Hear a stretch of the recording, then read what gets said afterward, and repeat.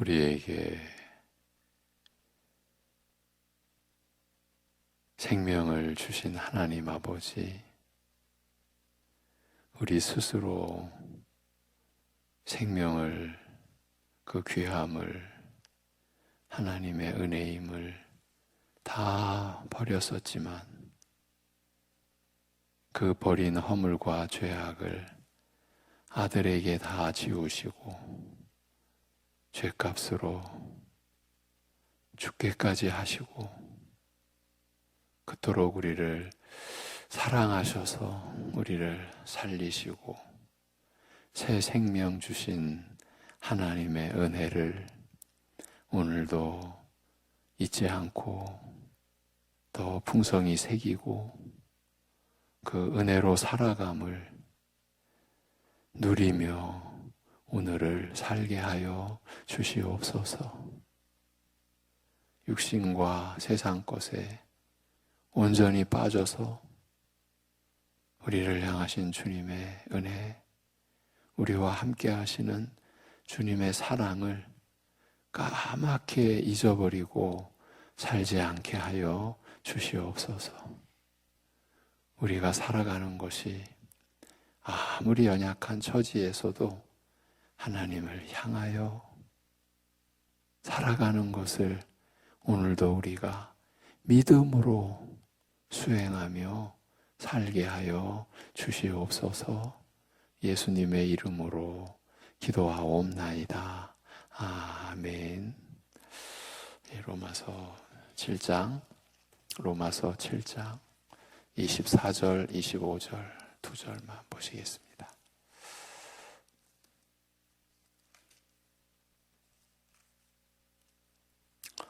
로마서 7장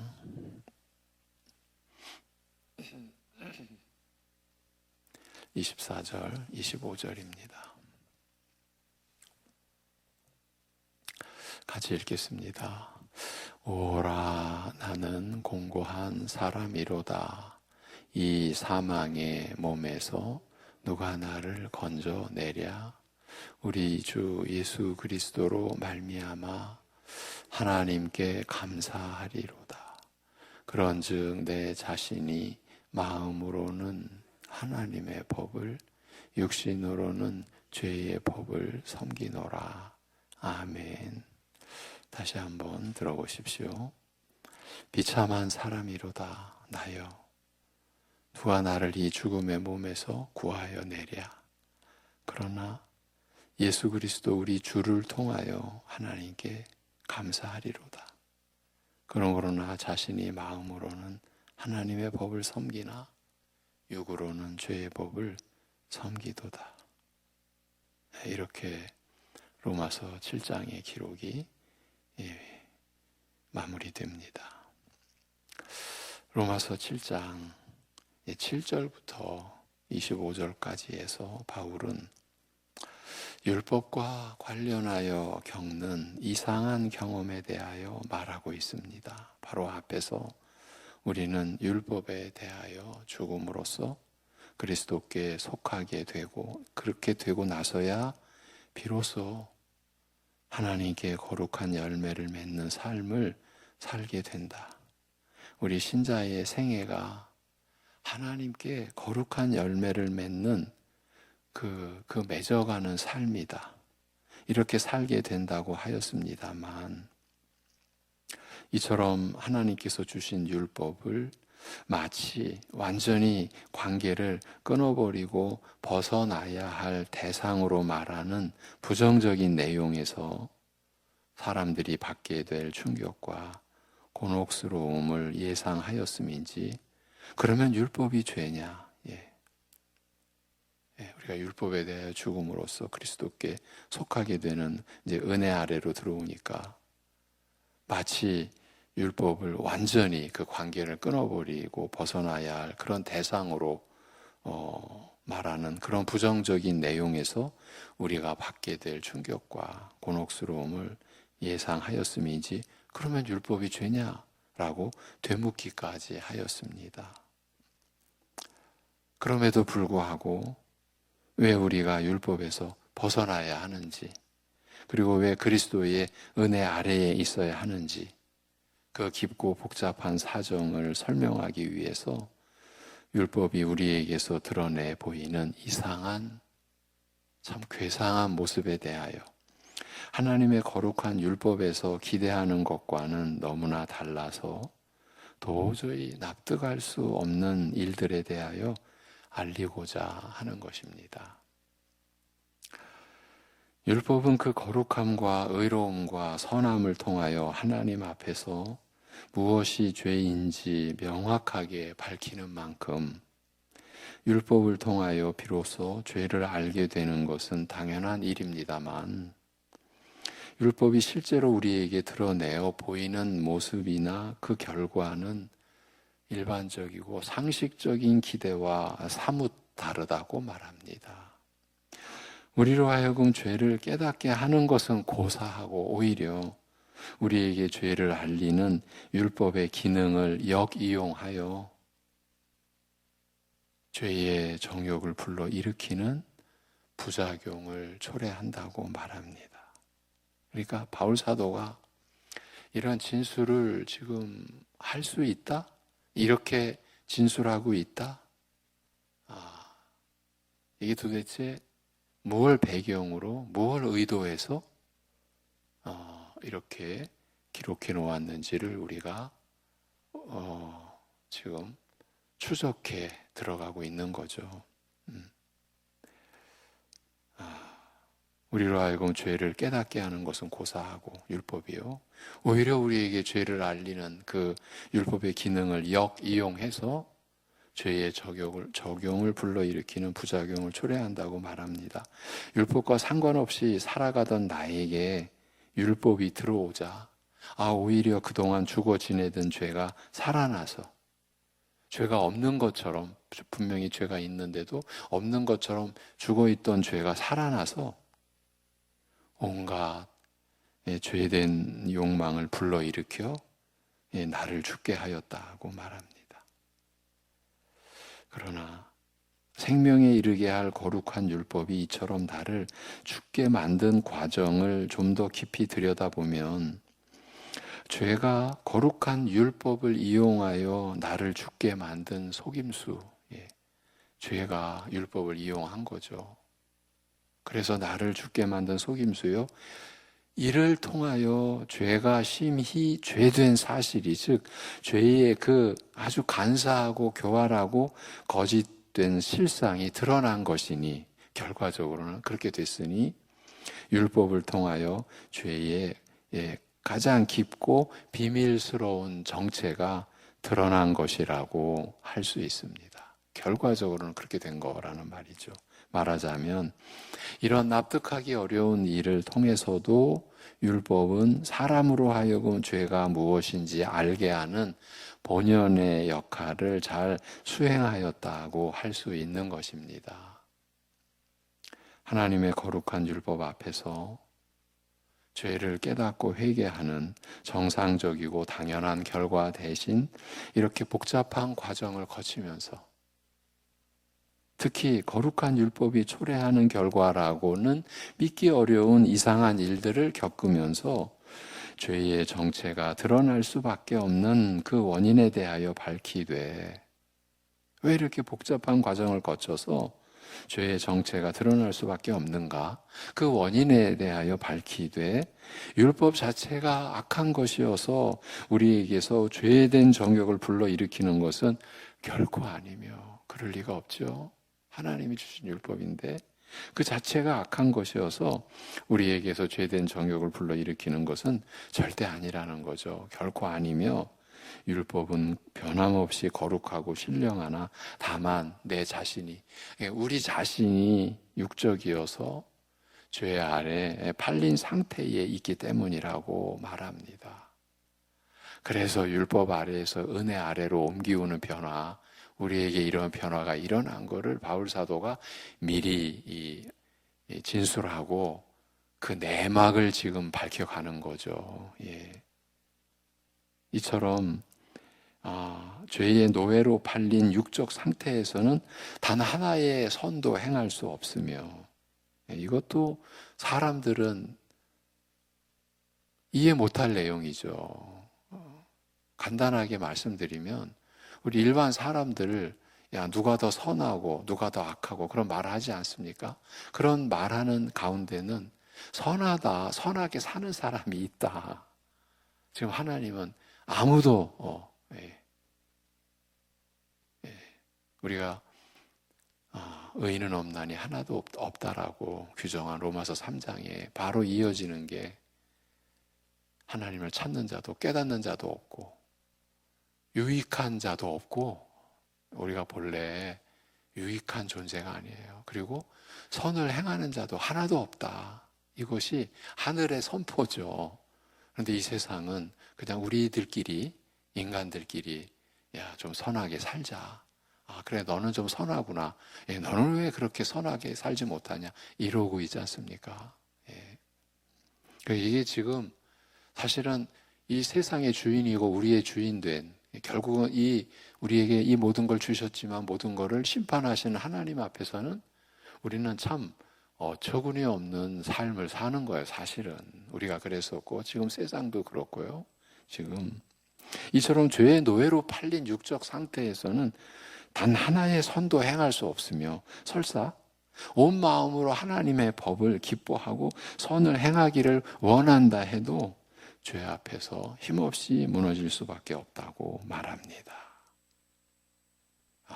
이러한 내용을 우리가 말씀으로 바로 알아야 그럼에도 우리가 은혜 안에서도 우리가 목이 곧아지고 완악해지기도 하고 또 자기를 드러내기도 하고 교만해지기도 하잖아요. 여러분과 로마서 6장, 7장을 나누면서 우리 겸손의 바탕이 주님을 닮아가는 이 성품의 온유함의 이 토대가 사실은 이러한 말씀에 기초했을 때 온전히 굳게 되어지는구나라는 것을 한두 번 실감한 게 아닙니다.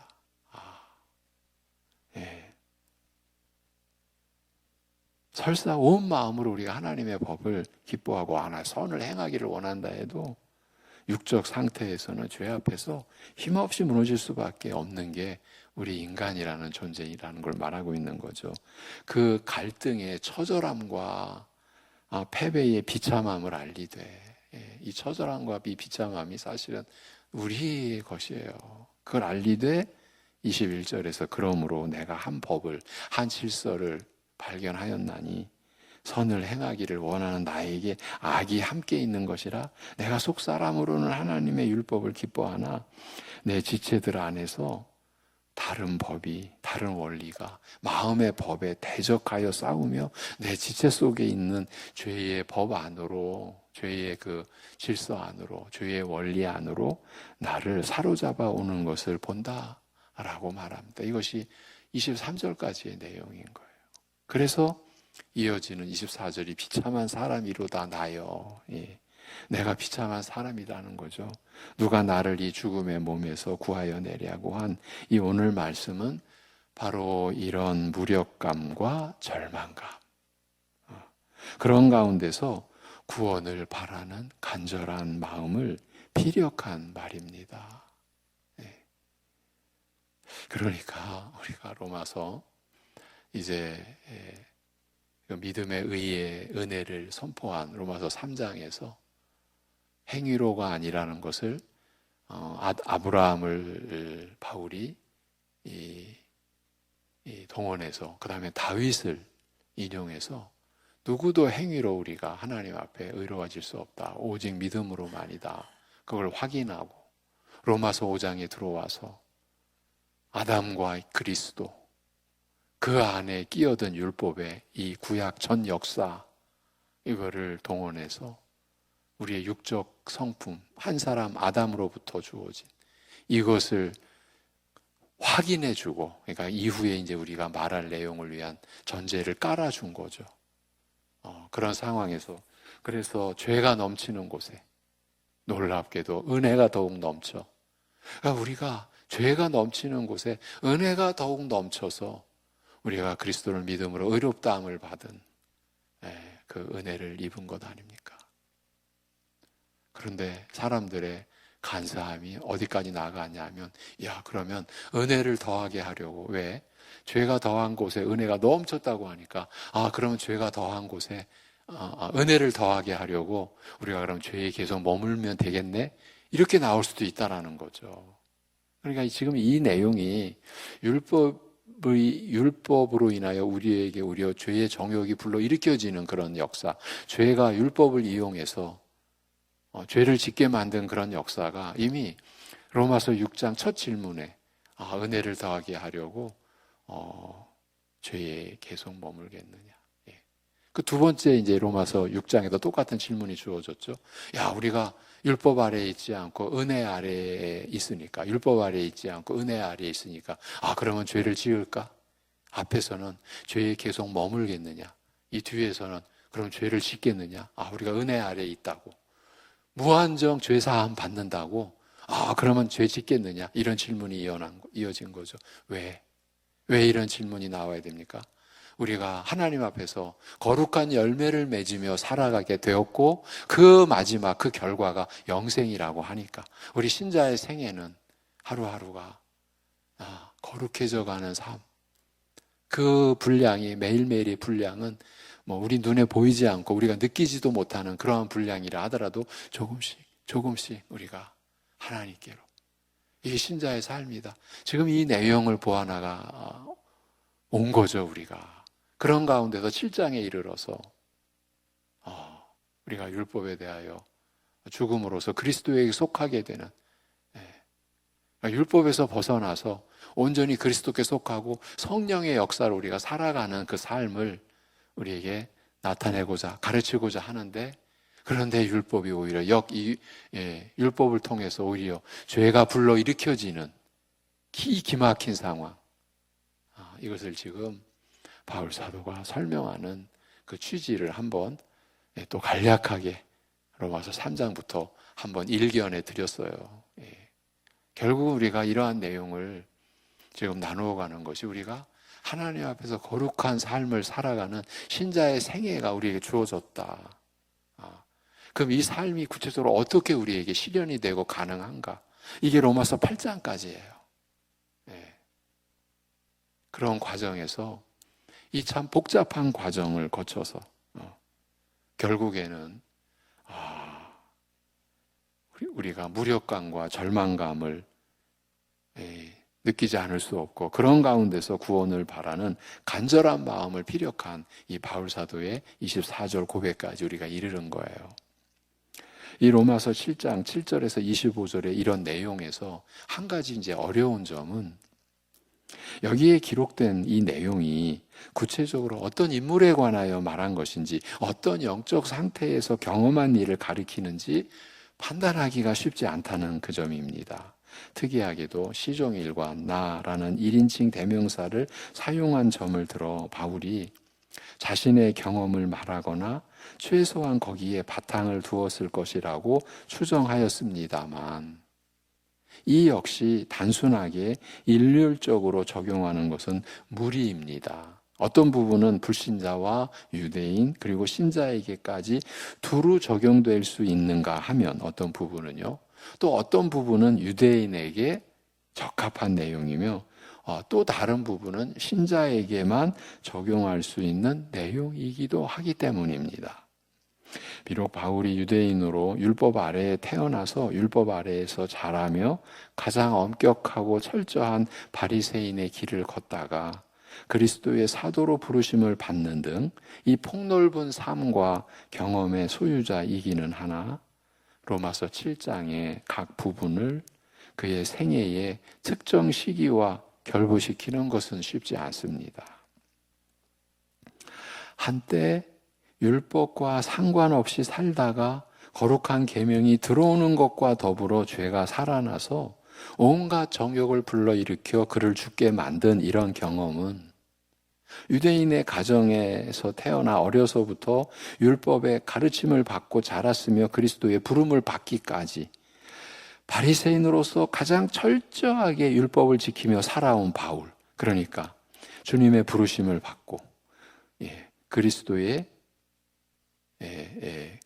그 부르심을 받기까지는요, 바리새인으로서 둘째가라면 서러워할 만큼 가장 철저하게 율법을 지키며 살아온 바울의 이력 어느 부분과도 연결짓기가 힘듭니다.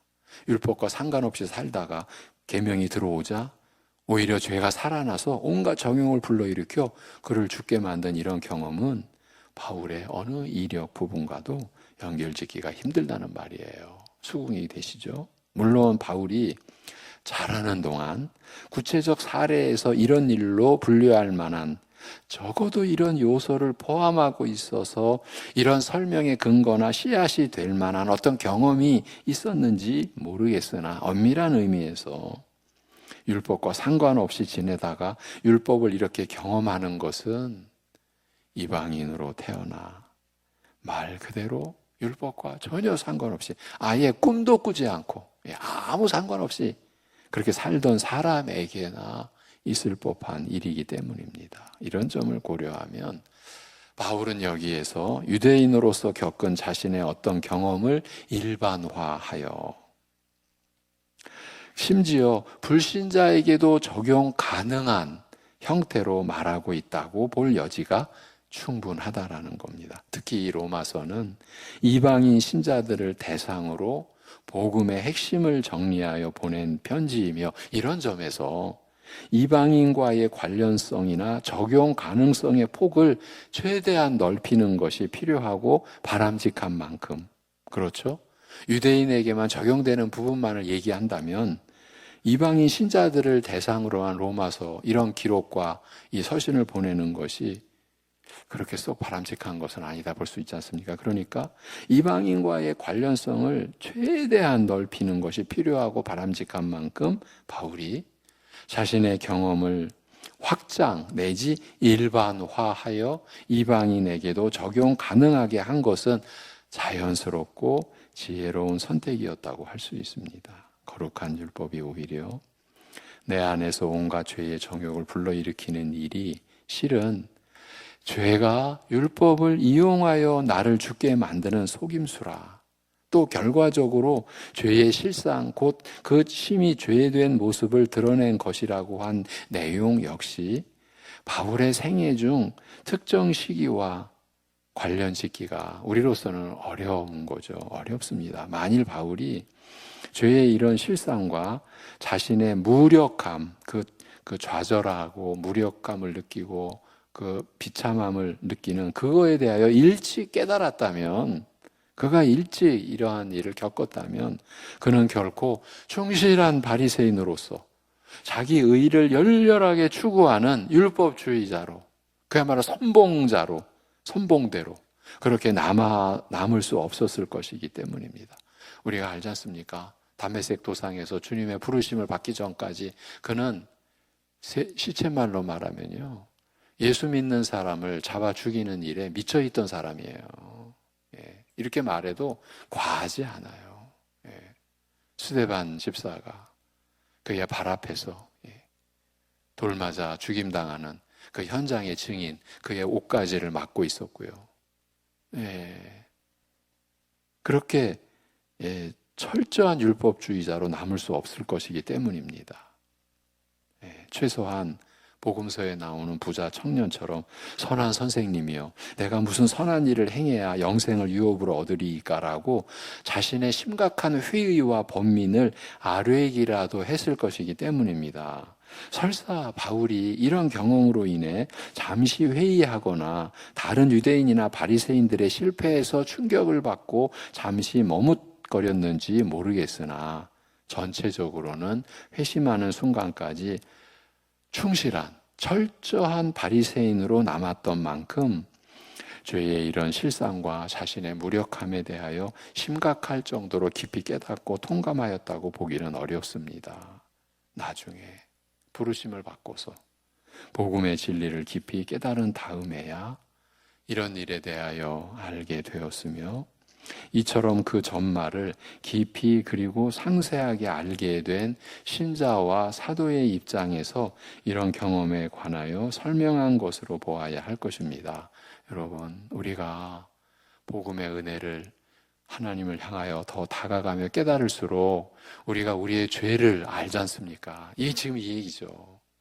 예전에 분명히 내가 회개했어요. 그런데 내가 그 당시 회개할 때의 그 죄의 깊이와 내가 이제 하나님의 은혜를 체득하며 살고 보니까, 그리고 말씀의 진리를 더 우리가 성령님 안에서 받고 보니까, 아, 내가 하나님 잘못했습니다, 저 죄인이었습니다라고 하는 그때의 회개가 얼마나 경박한, 얼마나 얇은, 그 깊이가 없었던 거죠.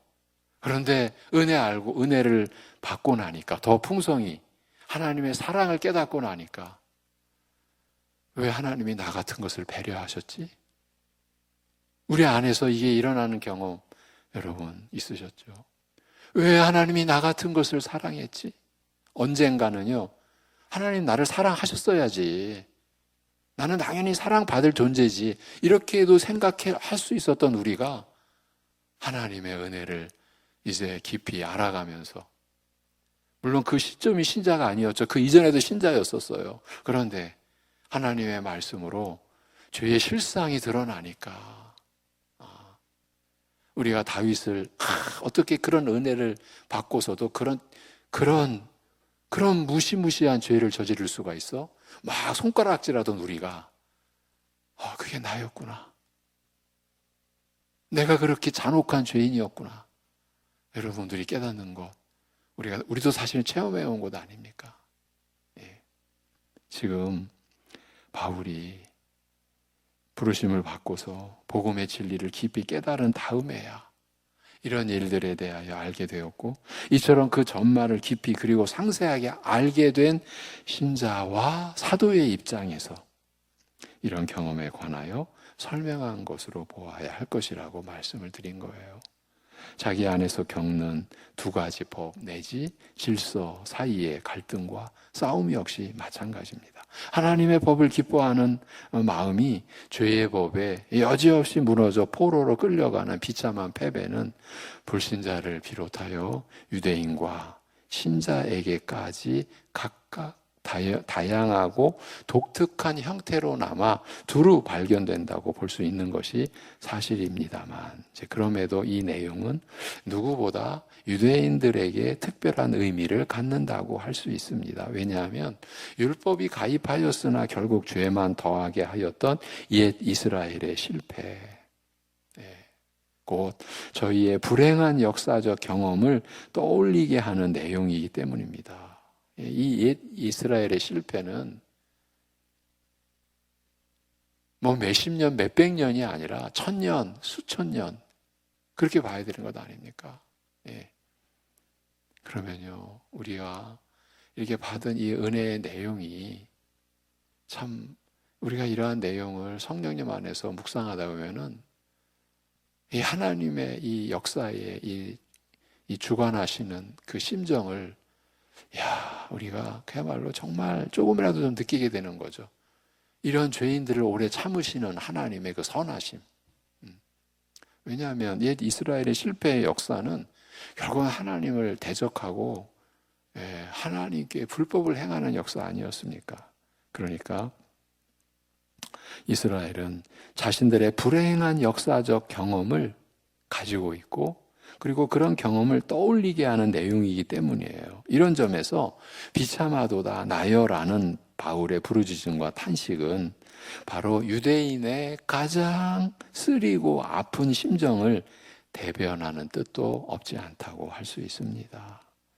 그러나 바울이 회심하기 전에 율법의 무력함이나 이스라엘의 이런 실패에 대하여 깊이 깨닫거나 공감하였다고 보기는 어렵습니다. 비록 바리새인들도 과거 조상들의 잘못과 실패를 인정하는 데는 인색하지 않았으나 자신들은 조상과 같지 않다고 생각하였을 뿐더러 바울 역시 회심하기 전에는 이들과 크게 다르지 않았던 것으로 보이기 때문입니다. 유대인으로서 자신의 이런 이력을 알리되, 나는 유대인으로서 길리기아 다소에서 났고 이 성에서 자라 가말리알의 문화에서 우리 조상들의 율법에 엄한 교육을 받았고 오늘 너희 모든 사람처럼 하나님께 대하여 열심하는 자라고 한 말 중에서 특히 하나님에 대하여 열심하는 자라고 한 표현은 자기 의를 추구하는 유대인의 잘못을 지적하면서 내가 증거하노니 저희가 하나님께 열심히 있으나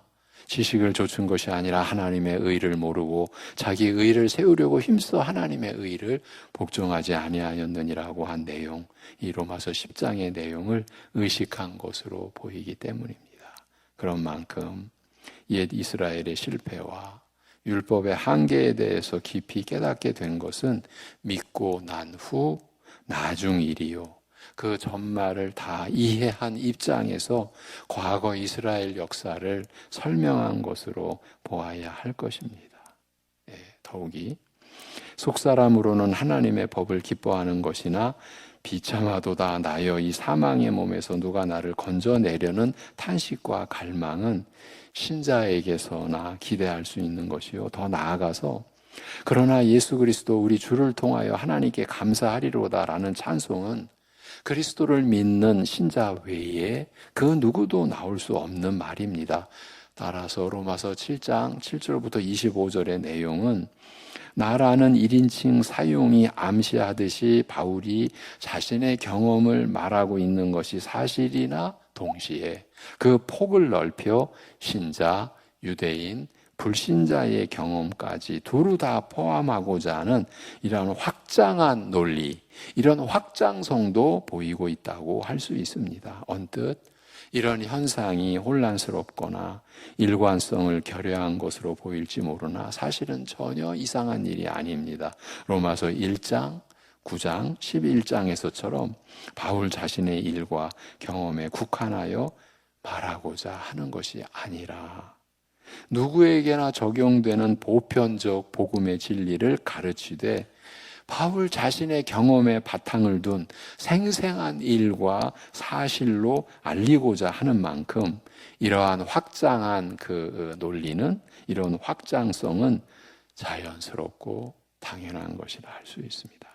지금 우리가 이렇게 살피고 나눌 수 있는 것도 거듭거듭 우리가 로마서 특히 6장, 7장을 또 반복해서 살피고 또 어제, 그제 나눈 거 또 보고 여기까지 온 이런 지금 맥락에서 이렇게 정리할 수 있는 거죠.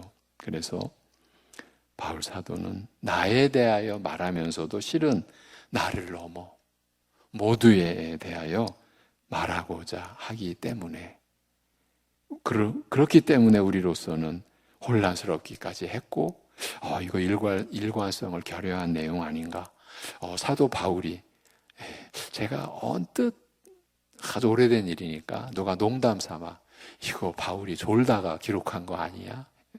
이렇게까지. 왜냐하면 우리가 받아들이기가 너무 어려운 내용이 특히 로마서 7장이니까 율법이 우리를 정욕을 불러일으킨다고 하니까 그런 그렇게 기술을 해야만 했던 이유에 대해서 우리가 이제 다 마치는 과정에서 이렇게 정리할 수가 있는 것입니다. 나에 대해서 말하면서도 실은 나를 넘어 모두에 대하여 말하고자 하기 때문이고, 이것이 사도의 신자요 또 사도인 바울의 이게 하나님께로부터 부여받은 그 역할 아닙니까? 그의 직분 아닙니까? 그의 사역이 바로 여기에 있었지 않습니까? 그러니까 그는 자신의 경험에 바탕을 둔 그 생생한 일과 그 사실로 복음의 보편적 진리를 알리고 가르치고자 한 것이죠. 그래서 이렇게 확장해 간 것이죠. 자기의 개인적인 그 경험을 바탕으로. 이제 내일 한 번 더 이 부분을 짚어보고 로마서 7장을 마무리하고 다음 주에 드디어 이제 로마서 8장으로 들어가도록 하겠습니다. 여러분 참 힘든 과정을 우리가 가고 있는 겁니다. 기도하겠습니다. 하나님 아버지, 참으로 우리가 하나님 말씀 앞에서 얼마나 참 가벼웠는지 너무나 실감하기도 하고, 그러면서도 이러한 우리를 일깨우시고자 하시는 하나님의 열심을 또 마음으로 느끼기도 하는 이러한 면을 참으로 감사드리지 않을 수 없습니다. 아버지 하나님, 참 도대체 우리가 뭔데 우리를 이렇게 배려하시고 우리를 이렇게 사랑하시고 우리를 이렇게 오래 참아주시는지를 우리가 느끼지 않을 수 없는 그러한 말씀의 인도하심을 받게 하여 주셔서 감사합니다. 아버지 하나님, 우리가 참으로 말씀을 좀 안다고 그래서 모르는 누군가를 내려다보기도 했던 게 얼마나 죄된 모습인지, 그러나 죄된 모습인지조차도 우리는 전혀 감지 못했고 알지 못했던 그러한 우리를 너무나 불쌍히 여겨주시고 우리를 긍휼히 여겨주셔서 이렇게 일깨우는 자리에 우리를 인도하여 주시니 그저 감사합니다. 아버지 하나님, 우리가 무엇을 할 수 있겠습니까? 선을 하나도 행할 수 없었던 그런 본래의 우리가 성령님의 역사로 이제 거룩한 하나님의 말씀을 따라 우리가 선한 일을 행하고 선한 열매를 맺을 때 그게 내게서 이루어진 일이 아니고 내가 나니까 할 수 있었던 일이 아닌데 우리는 벌써 나니까 행한 것처럼 그러면서 또 누군가를 내려다보기도 하는 그런 어처구니 없는 그런 우리를 보게 하셨사오니 발견하게 하셨사오니 하나님 아버지 앞에서 우리가 날마다 진실로 오늘도 자기 십자가 가지고 자기를 부인하는 그야말로 내가 내 목숨을 구하고자 하는 어떠한 시도도 내 목숨을 내가 버리고 죽이고 그런 것임을 깨닫고 나를 버리고 주님을 의지하고 내 뜻을 버리고 주님의 뜻을 구하고 나의 나라를 세우려고 하는 것이 아니라 주님의 나라를 섬기고자 하는 믿음의 본래의 질서대로 오늘도 우리가 살아가는 것이 가정에서도 우리의 말과 행실로 우리가 사회에서도 말과 행실로 드러낼 수 있는 신자로 오늘을 살게 하여 주시옵소서. 아버지 하나님, 우리 나라를 불쌍히 여겨 주옵소서. 아버지 하나님, 우리가 지금 신자로서 영원한 생명을 지닌 자로서 우리 조국, 우리 나라를 우리가 어떻게 섬겨야 하는지 주여 우리에게 그 섬김의 지혜를 주옵시고 중요한 것이 어느 누구 사람에 우리가 의존하지 않고 이 나라가 지켜지고 이 나라가 주님 오실 때까지 보존되는 역사가 허락된다면 전적인 하나님의 뜻이요 경륜이요 하나님의 작정임을 알고 만유를 다스리시는 하나님께 우리 나라의 운명을 주님 앞에 맡기고 주님을 의지하고 백성으로서의 도리를 할 수 있는 우리들 되게 하여 주시옵소서. 사랑하는 성도들 안에, 가정 안에 끊임없이 고난이 있고 시험이 있고 환난이 있고 어려움이 있습니다. 이럴 때일수록 주님의 사랑에 대한 의심을 버리고 주님의 아들을 죽이신 사랑으로 확증된 그 사랑 안에서 우리가 겪는 고난이기에 고난의 신비, 고난의 비밀을 주님께 아뢰며 절대적으로 주님께 모든 걸 맡기고자 하는 믿음의 역사가 환난이 깊을수록 드러날 수 있는 은혜의 그 깊이를 경험할 수 있는 우리들 되게 사랑하는 연약함 중에 있는 우리 가족들, 지체들 되게 오늘도 역사하여 주시옵소서. 모든 것을 주님께 맡기오며 감사드리오며 주 예수 그리스도의 이름으로 기도하옵나이다. 아멘.